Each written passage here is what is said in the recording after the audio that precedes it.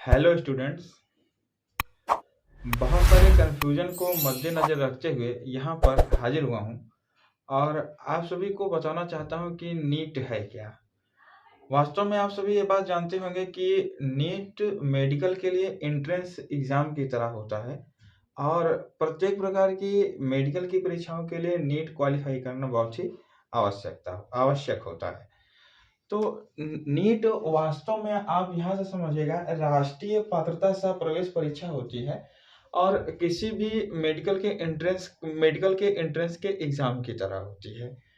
इसके बारे में बहुत सारी अफवाहें हैं कि इसमें क्या है। ये अब लोग कहते हैं कि इसको निकाल नहीं पाएंगे बाकी सभी बच्चे, या फिर कोचिंग से ही यह निकल सकता है। वास्तव में ऐसा कुछ भी नहीं है, यह कोचिंग मात्र से ही नहीं निकल सकता है। साधारण बच्चा जो भी एनसीईआरटी के सिलेबस को पढ़ता है या फिर एनसीईआरटी की चीज़ों को गौर से पढ़ता है और उस पर प्रैक्टिस करता है, क्वेश्चन को सॉल्व करने का प्रयास करता है, वह नीट को निकाल सकता है। बहुत ही कठिन एग्जाम नहीं है, इतना भी कठिन नहीं है कि इसको कोई निकाल नहीं सकता है। तो इस अफवाह में बिल्कुल नहीं रहेंगे कि नीट के एग्जाम को क्लियर करना बहुत ही कठिन है। और दूसरी सबसे बड़ी भ्रांति यह फैली है कि इसमें बहुत ही ज़्यादा फीस लगती है। ठीक है, 10 लाख से 20 लाख 50 लाख तक फीस लगती है। तो वास्तव में जो फीस का स्ट्रक्चर है वो अलग-अलग डिफ़र करता है।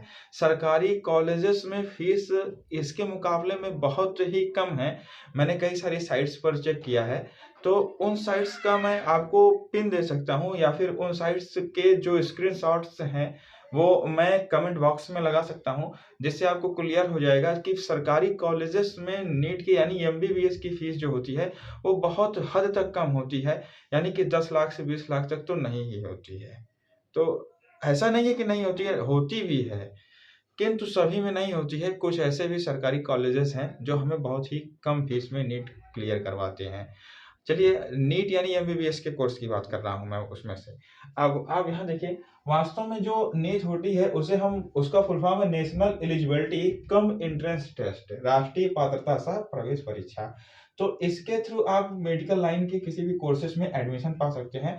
आप जानिए, इसके लिए जो योग्यता होती है वो पीसी यानी फिजिक्स केमिस्ट्री और बायोलॉजी ग्रुप से क्लास 12 से मिनिमम 50% मार्क्स से पास होना चाहिए।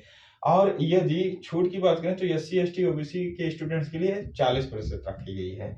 और न्यूनतम आयु इसके लिए 17 वर्ष की होनी चाहिए और अधिकतम आयु की कोई गणना नहीं है। अभी कोर्ट में इसके लिए केस चल रहा है, तो अधिकतम आयु की कोई सीमा ही नहीं है। एग्जाम होता है आपके लिए 3 घंटे का। इतनी सारी भाषाओं में आप पेपर को दे सकते हैं। देखिए, बहुत सारी भाषाएं हैं, अंग्रेजी, हिंदी, असमी, बंगाली, गुजराती, मराठी, तमिल, तेलुगु, उड़िया, कन्नड़, उर्दू, इन सभी में आप पेपर को दे सकते हैं। जो प्रश्न आते हैं वो एमसीक्यू प्रकार के प्रश्न आते हैं। टोटल 180 अंक के प्रश्न आते हैं, जो कि फिजिक्स, केमिस्ट्री, जूलॉजी और बॉटनी को भी याद रखिएगा। प्रत्येक विषय में 180 आप इसी के हिसाब से मल्टीप्लाई कर लीजिएगा। एक प्रश्न पे 4 उत्तर, एक सही प्रश्न पे 4 अंक मिलता है एवं एक गलत प्रश्न पे 1 अंक कट जाता है। तो ये माइनस मार्किंग की बात हुई। बाकी इस भ्रांति को निकाल करके ही अध्ययन को करेंगे कि बहुत ही अधिक फीस लगती है। फीस की वजह से नहीं भागना है, क्योंकि सरकारी विद्यालयों में फीस बहुत ही कम लगती है। अब कितनी कम लगती है ये आप कमेंट बॉक्स में जाकर के देख सकते हैं वास्तव में। तो इसके लिए नहीं भागना है। वीडियो में यही इतनी जानकारी देनी थी। धन्यवाद।